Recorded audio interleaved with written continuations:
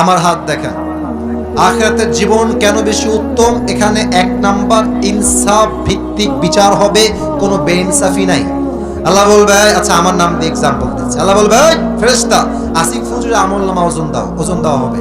তো এটা হচ্ছে আমার ডান আমল, এটা হচ্ছে আমার বাম আমল, দুইটা ওজন দেওয়া হয়েছে। তো খেয়াল করুন, আমার ডান হাত একটু খেয়াল করুন, ডান হাতটা এটা আমার বাম আমল, এটা আমার ডান আমল। তো ডান আমলটা বাম আমলের চাইতে একটু, একদম it's a very little bit, একদম সামান্য একটু উপরে উঠে গেছে। আল্লাহ বলবে যেহেতু একটু উঠে গেছে, ফাহুয়া ফি ঈশাতির রাদিয়া, আমার বান্দাকে জান্নাত দিয়ে দাও। আপনারা সবাই সুবহানাল্লাহ পড়বেন না দিল থেকে? একটা আমল বেশি, জান্নাত দিয়ে দাও। 1 নাম্বার ইনসাফের বিচার হবে। 2, কিয়ামতের দিন হিসাব দিবসে রহমতের বিচার হবে। কেমনে বিচার হবে? এক বান্দার আমলনামা ওজন দেওয়া হবে, ওই বান্দার ডান আমল 50, বাম আমল 50, দুইটাই 50-50। এবার রংপুরে ভাইরা বলেন তো সবাই, জান্নাতে যাওয়ার জন্য আর মাত্র কয়টা আমল লাগে? মাশাআল্লাহ, বাঘের বাচ্চা বসে আছে সবাই, বলো সবাই কয়টা? এটা আমি শুনেছিলাম মাওলানা তারিক জামিলের থেকে, পাকিস্তানের একজন টপ ফেমাস স্কলার। তিনি বললেন যে বান্দার আমলনামা ওজন হবে এটাও 50, এটাও 50। তো সে বলবে আরে কোনো টেনশন নাই, আমার বাপ তো কিয়ামতের মাঠেই আছে। আব্বাকে বলবো আব্বা একটা আমল দাও, আর আমার বাপ তো একটা আমল আমাকে দিয়ে দিবে, নট আ বিগ ডিল। যুবকটা দৌড় দিয়ে বাপের কাছে আসবে, আব্বা জান मुझे बस एक अमल की जरूरत है, मुझे एक अमल दे दो, मैं जन्नती हो जाऊंगा। अब्बा একটা আমল দাও, একটা আমল দিলেই তোমার ছেলে আজ জান্নাতি হয়ে যাবে। আব্বা বলবে কে আব্বা? একদম হাসবেন না, হাসির কথা নয়। কে আব্বা? কিসের আব্বা? বের হও, আমার তো কোনো ছেলেই দুনিয়ায় ছিল না, বের হয়ে যাও, খরচ বের হও। যুবকটা অবাক হয়ে যায়, আমার বাবা আমাকে চিনছে না মাত্র একটা আমলের জন্য।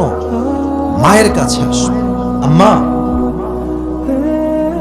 একটা আমল দাও, अगर तुम्हारी लड़के को एक अमल मिल जाए तो आज जन्नती हो जाएगा। একটা আমল পেলে তোমার ছেলে জান্নাতি হয়ে যায়। মা বলবে কে ছেলে, কে মা?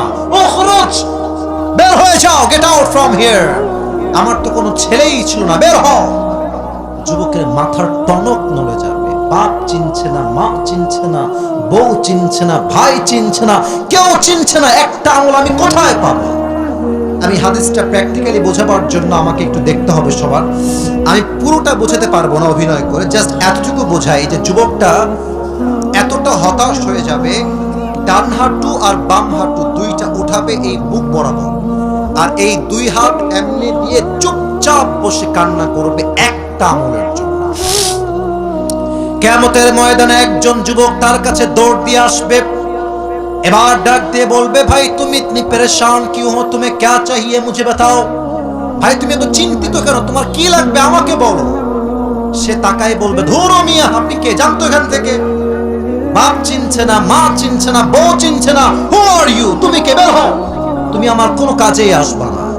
তো সে বলবে ভাই मुझे बताओ तो सही तुम्हें क्या चाहिए, हो सकता है कि मैं तुम्हारी मदद कर भी सकता हूं, হতে পারে যে আমি তোমার সহযোগিতা করতেও পারি।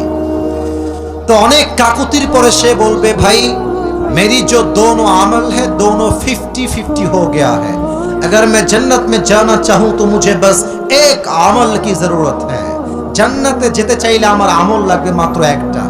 বলবে सिर्फ एक अमल की जरूरत है तुम्हें, তোমার কি একটা আমল লাগবে আর নয়? বলছে yes I just need on good deeds, একটা আমল হলেই জান্নাতি। ও আচ্ছা ঠিক আছে যাও, ওই একটা আমল আজকে তোমার ভাই তোমাকে দান করবে। না সুবহানাল্লাহ, দিল থেকে হয় না, পড়ো সুবহানাল্লাহ। তো আমি চশমাটা খুলছি জাস্ট রিঅ্যাকশন বোঝাবার জন্য, এমনে আরে ভাই তুমি আমাকে একটা আমল দিবা? বাপ দেয়নি, মা দেয়নি, বউ দেয়নি, বাচ্চা দেয়নি, যাদের জন্য পুরো জীবনটাই তামা করলাম, কেউ আমাকে একটা আমল দেয় না, তুমি আমাকে একটা আমল দিবা? क्या ये सच है या झूठ है? तुम वाकई में मुझे एक अमल देने वाले हो मेरे भाई, একটা আমল দিবা? আরে ভাই আপনি নিবেন কিনা তাই কোন, আরে ভাই দেন দেন। একটা আমল নিয়ে সোজা আল্লাহর কাছে দৌড় দিবে, আল্লাহ ये देखो मुझे एक अमल मिल गया है, मुझे अभी के अभी जन्नत में दाखिल करा दो। আল্লাহ একটা আমল পেয়ে গেছি, জান্নাত দাও। আল্লাহ বলবে এই কি রে, তোকে একটা আমল কে দিল রে? তোর বাপ দেয়নি, ভাই দেয়নি, বউ দেয়নি, মা দেয়নি, কেউ দেয়নি। किसने तुझे एक अमल दिया है? কে দিল? ও বলবে हादा अखी, this is my brother who has given me this on this, इसने मुझे एक अमल दिया है। এই আমার ভাই একটা আমল দিয়েছে। আল্লাহ বলবে doesn't make any sense, तेरा दिमाग तो ठीक है, बाप ने नहीं दिया, माँ ने नहीं दिया, भाई ने नहीं दिया, बीवी ने भी नहीं दिया, तू कौन होता है एक अमल देने वाला? তুই কেন একটা আমল দিলি?